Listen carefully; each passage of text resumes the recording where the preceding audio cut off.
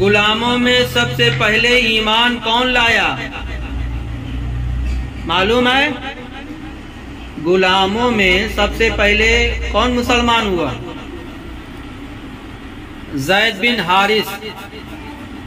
जंगे बदर में मुसलमानों के पास कितने झंडे थे? 3 झंडे थे। कितने झंडे थे?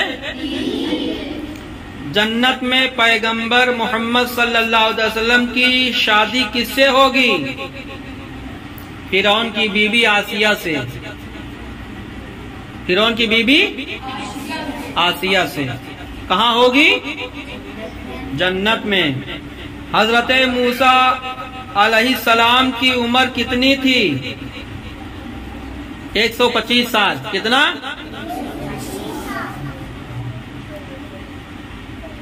आसमानी किताब कौन कौन सी हैं?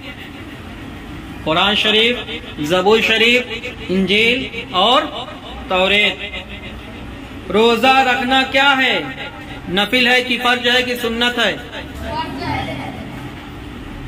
हजरत इब्राहिम अलैहिस्सलाम किस नबी को खलीलुल्लाह किस नबी को कहा जाता है? हजरत इब्राहिम अलैहिस्सलाम को। कुरान में कितनी सब्जियों का जिक्र है?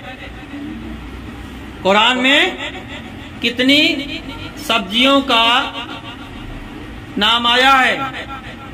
4 सब्जियों का। आदम अलैहिस्सलाम ने सबसे पहले कौन सा फल खाया? बेर।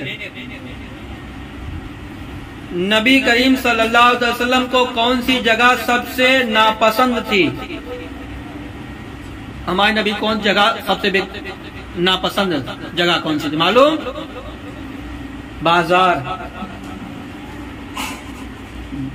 जहन्नम के कितने दरवाजे हैं? 7 दरवाजे। कितने? जुमे की नमाज में कितनी रकात फर्ज है? 2 रकात। किसने 15 सालों तक हर रात एक कुरान मुकम्मल किया? हजरत गौसे आजम रज़ी अल्लाह ताला अन्हु।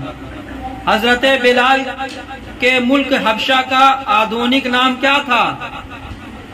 जहां हजरत बिलाल रज़ी अल्लाह ताला रहते थे उसका क्या नाम था? पुराना नाम यूथोपिया। यूथोपिया। हमारे नबी को कौन सी चीज खाने में बहुत पसंद थी? लौकी, कद्दू।